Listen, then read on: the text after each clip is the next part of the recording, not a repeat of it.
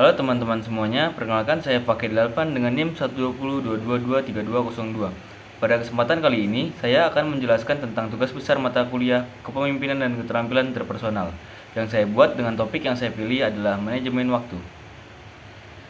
Kali ini, saya akan menjelaskan tentang strategi manajemen untuk meningkatkan efektivitas dan efisiensi mahasiswa. Di video kali ini, saya akan menjelaskan beberapa topik dari judul yang tadi. Yang pertama, di bab 1 ada pendahuluan, bab 2 ada landasan teori, bab 3 ada pembahasan, dan yang terakhir adalah bab 4 yaitu penutup. Untuk bab 1 pendahuluan, ada beberapa subbab yang terkait yaitu latar belakang dan contoh kasus di kehidupan sehari-hari. Hal yang menjadi latar belakang kali ini adalah dalam kehidupan modern, manajemen waktu sangat penting untuk mencapai kesuksesan dan kesejahteraan pribadi. Tanpa kemampuan mengatur waktu dengan baik, kita dapat merasa kewalahan, stres, dan tidak efektif dalam mencapai tujuan kita. Mengelola waktu dengan efektif memberikan manfaat seperti peningkatan produktivitas, pengurangan stres, peningkatan kualitas hidup, dan mencapai keseimbangan antara kehidupan pribadi dan profesional. Manajemen waktu adalah tindakan perencanaan dan pengendalian waktu untuk meningkatkan efektivitas, efisiensi, dan produktivitas. Kemampuan skill ini merupakan soft skill penting di dunia profesional. Tanpa manajemen waktu yang baik, kita dapat terjebak dalam penundaan, kebingungan, dan kelelahan yang mengganggu produktivitas dan kualitas hidup. Tugas-tugas menumpuk, deadline mendesak, dan gangguan tak terduga dapat menghambat kemajuan dan meningkatkan stres. Dengan mengembangkan keterampilan manajemen waktu yang baik, kita dapat memperoleh manfaat positif. Peningkatan produktivitas adalah salah satu manfaat utamanya. Dengan merencanakan dan mengelola waktu dengan baik, kita dapat mengoptimalkan waktu, fokus pada tugas penting, dan menghindari penundaan. Hasilnya adalah penyelesaian tugas yang lebih cepat dan efisien. Manajemen waktu yang baik juga membantu mengurangi stres. Dengan merencanakan tugas dan aktivitas dengan hati-hati, kita dapat menghindari rasa terburu-buru dan kewalahan. Memberikan waktu yang cukup untuk setiap tugas dan istirahat membantu menjaga keseimbangan antara beban kerja dan kehidupan pribadi, meningkatkan kualitas hidup secara keseluruhan. Kesimpulannya, manajemen waktu adalah keterampilan penting dalam kehidupan saat ini. Dengan mengelola waktu secara efektif, kita dapat meningkatkan produktivitas, mengurangi stres, meningkatkan kualitas hidup, dan mencapai keseimbangan yang sehat antara kehidupan pribadi dan profesional. Di subbab selanjutnya, ada contoh kasus di dalam kehidupan sehari-hari. Ada beberapa poin penting, contoh kasus yang sering kita jumpai di kehidupan sehari-hari. Yang pertama, ketika kita mendapatkan tugas dan jadwal padat. Manajemen waktu penting bagi mahasiswa, bagi tugas, presentasi, dan ujian yang harus diselesaikan pada waktu yang sama. Manajemen waktu sangat diperlukan untuk menyelesaikan semua tugas tanpa penundaan. Kadang, waktu untuk istirahat menjadi terbatas akibat kesulitan mengatur waktu. Fokus berlebihan sering mengurangi waktu kita untuk beristirahat. Ketidakseimbangan ini dapat menyebabkan kelelahan dan bahkan stres. Selain itu, contoh kasus lain adalah kita sering kesulitan membagi waktu antara kuliah dan kehidupan pribadi. Sulit bagi seorang mahasiswa dengan jadwal sibuk untuk menemukan keseimbangan antara studi dan kehidupan pribadi. Dalam kasus ini, mahasiswa dapat menerapkan strategi manajemen waktu yang efektif dan efisien. Dengan menerapkan strategi, mahasiswa dapat mengatur waktu mereka dengan lebih efektif dan efisien. Baik, selanjutnya ada bab 2, yaitu yang mencakup pengertian manajemen waktu, aspek-aspek manajemen waktu, faktor yang memengaruhi manajemen waktu, dan pentingnya manajemen waktu. Yang pertama, yaitu pengertian manajemen waktu. Menurut George R. Terry, menyatakan bahwa manajemen adalah proses khas yang terdiri dari perencanaan, pengorganisasian, pelaksanaan, dan pengendalian untuk menetapkan dan untuk mencapai tujuan dengan menggunakan sumber daya manusia dan lainnya. Waktu atau periode adalah rangkaian saat-saat di mana suatu proses perbuatan atau keadaan ada atau terjadi. Dan selanjutnya ada manajemen waktu adalah tindakan dan proses perencanaan dan secara dasar mengendalikan jumlah waktu untuk kegiatan tertentu, terutama dalam rangka meningkatkan efektivitas, efisiensi, dan produktivitas. Selanjutnya, aspek-aspek manajemen waktu berdasarkan manajemen waktu. Aspek manajemen waktu ke dalam metode ABC, yaitu A. Prioritas yang harus dilakukan, tugas-tugas yang mendesak dan penting. Yang kedua, prioritas yang sebaiknya dilakukan, yaitu tugas penting tapi tidak mendesak. Dan yang C, yang terakhir, prioritas yang menyenangkan bila dilakukan, yaitu tugas-tugas yang mempunyai kepentingan paling rendah dan bisa ditunda. Selanjutnya yaitu faktor yang mempengaruhi manajemen waktu. Deres Hofmachan dan kawan-kawan menjelaskan bahwa manajemen waktu setiap individu berbeda-beda dengan individu lain. Hal itu disebabkan karena adanya faktor-faktor yang mempengaruhi manajemen waktu, yaitu usia dan jenis kelamin. Semakin tua seseorang, semakin baik keterampilan manajemen waktunya. Kemudian Hofmachan dan kawan-kawannya berpendapat bahwa ketika wanita memiliki waktu luang, mereka lebih mengisinya dengan pekerjaan ringan daripada bersantai. Orr and Tracy mengatakan ada 10 macam efek-efek manajemen waktu. 3 diantaranya yaitu: yang pertama, dapat meningkatkan keteraturan, kepercayaan diri, dan disiplin hidup. Yang kedua, dapat meningkatkan kualitas hidup di luar jam kerja. Dan yang ketiga, dapat meningkatkan pendapatan atau gaji pada semua orang. Nah, kali ini kita masuk ke bab selanjutnya, yaitu bab 3 pembahasan. Pada bab 3 ini, kita akan membahas pengaruh manajemen waktu terhadap 3 efektivitas dan efisien. Tujuan adanya manajemen waktu guna meningkatkan keefektifan dan keefisienan. Prinsip manajemen waktu terhadap pencapaian kesuksesan. Strategi manajemen waktu untuk mengoptimalkan efektivitas dan efisiensi melalui berbagai cara. Pertama, kita akan membahas pengaruh manajemen waktu terhadap 3 efektivitas dan efisien terlebih dahulu. Pada pembahasan kali ini, kami mencoba untuk menganalisis tingkat keefektifan dan keefisienan mahasiswa melalui test time manajemen yang kami dapatkan melalui internet. Untuk yang pertama, kita menganalisis seberapa efektifkah mahasiswa dalam mengatur time manajemen waktu di kehidupannya. Di sini terdapat tabel presentasi melalui diagram pie untuk mahasiswa yang memiliki nilai keefektifan dalam rentan 746 sampai 75. Maka ia tergolong mahasiswa yang dapat mengatur keefektifan dalam kehidupannya. Sedangkan mahasiswa yang memiliki nilai keefektifan dalam rentang 31 sampai 45, maka ia tergolong mahasiswa yang kurang dapat mengatur keefektifan dalam kehidupannya. Dapat disimpulkan bahwa dari 10 responden mahasiswa yang sudah mengisi tes time manajemen tersebut, sebanyak 56% mahasiswa sudah bisa mengatur waktu secara efektif. Mereka sudah bisa mengatur mana tugas yang harus diselesaikan terlebih dahulu. Mereka pun juga sudah bisa menetapkan tujuan. Tujuan yang dimaksud adalah tujuan yang mencari tahu apa yang sebenarnya perlu dilakukan. Tanpa tujuan yang tepat, maka akan membuang waktu pada prioritas yang saling bertentangan. Selain itu, dari 10 responden pada tabel tersebut, sebanyak 44% dari mereka kurang bisa mengatur waktu secara efektif. Dari cara awal, yaitu menetapkan tujuan, mereka kurang bisa mengatur mana tujuan yang sebenarnya perlu ia lakukan.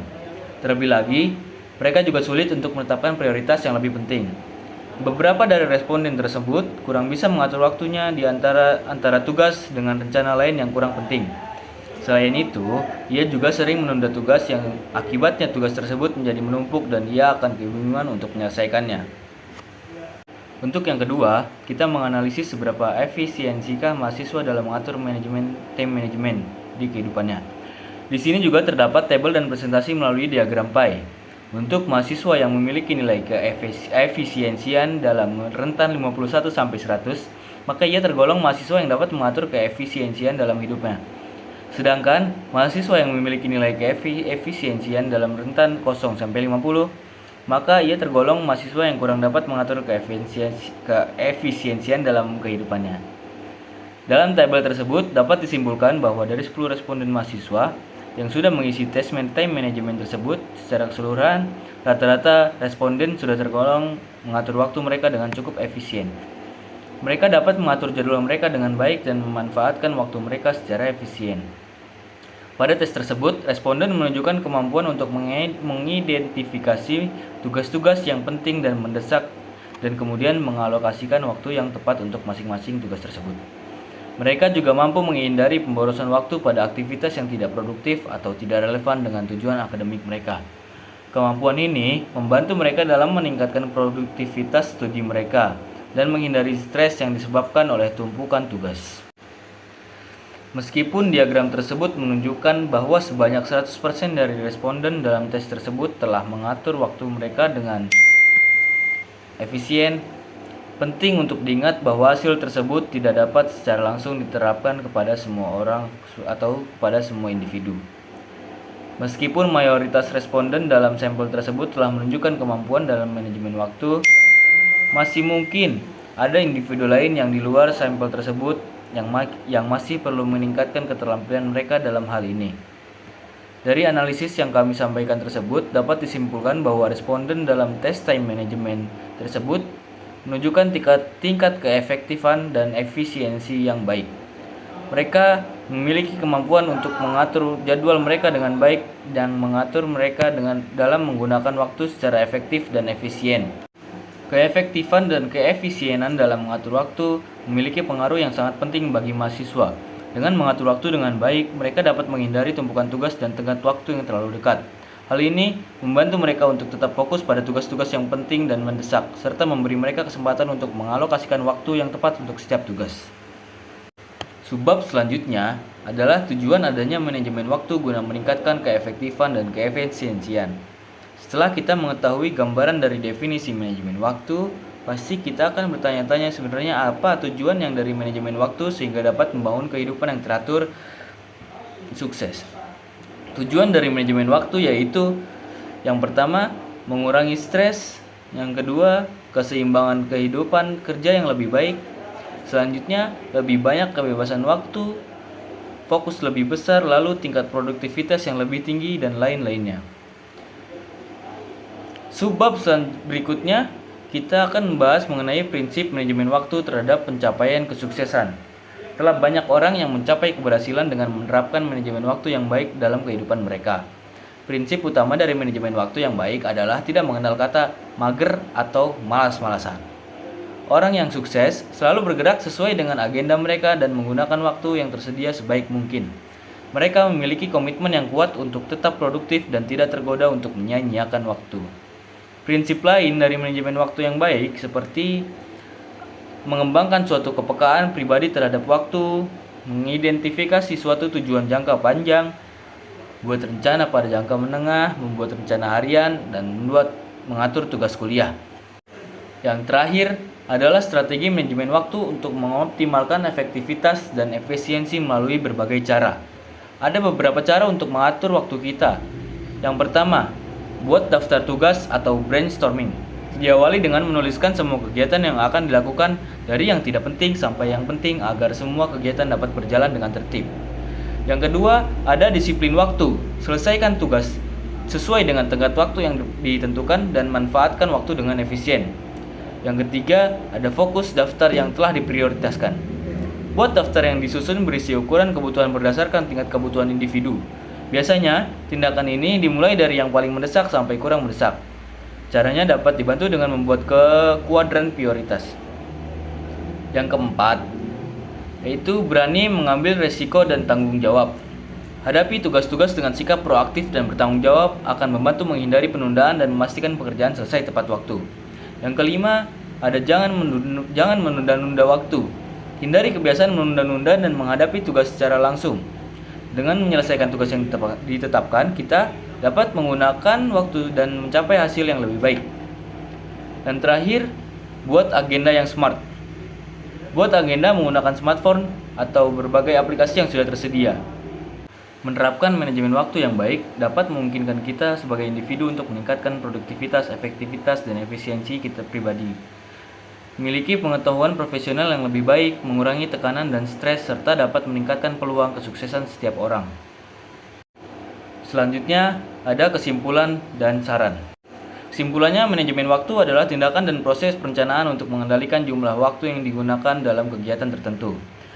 Tujuan utamanya adalah meningkatkan efektivitas, efisiensi, dan produktivitas dengan mengolah, mengatur, dan mengalokasikan waktu dengan bijaksana. Individu atau kelompok dapat mencapai tujuan yang ditetapkan. Manajemen waktu memiliki pengaruh yang signifikan terhadap efektivitas dan efisiensi dalam kehidupan. Hal ini menjadi kunci kehidupan sukses dan membantu mengurangi stres dengan mengatur dan mengelola waktu dengan baik. Prinsip-prinsip manajemen waktu meliputi perencanaan, tujuan jangka panjang, menengah, dan harian, serta mengatur tugas-tugas kuliah. Cara-cara untuk mengelola waktu yang efektif termasuk membuat daftar tugas, menjaga disiplin waktu, fokus pada daftar prioritas, mengambil resiko, dan tanggung jawab membuat agenda yang cerdas dan menghindari penundaan. Dan subbab terakhir adalah saran. Banyak dari kita mengalami kesulitan dalam mengatur waktu dengan baik, dan cara kita mengelola hak dan kewajiban akan berdampak pada hasil yang kita capai. Individu yang memiliki masalah dalam manajemen waktu seringkali mengalami keterlambatan, mempersiapkan sesuatu dengan waktu yang terlalu lama, dan gagal menyelesaikan tugas-tugasnya. Mereka mungkin belum memahami cara untuk menentukan prioritas dalam menghadapi tugas yang paling penting, belum mengenali waktu di mana mereka paling produktif, sering menunda pekerjaan, dan kurang fokus pada hal-hal yang seharusnya menjadi prioritas. Oleh karena itu, jika kita ingin mencapai kesuksesan dalam kehidupan, penting bagi kita untuk memahami konsep manajemen waktu sebagai salah satu kunci keberhasilan. Sekian penjelasan tentang strategi manajemen waktu untuk meningkatkan efektivitas dan efisiensi mahasiswa. Semoga yang menonton video ini dapat menerapkan di kehidupannya dan dapat menggapai impiannya di masa depan dengan manajemen waktu. Terima kasih.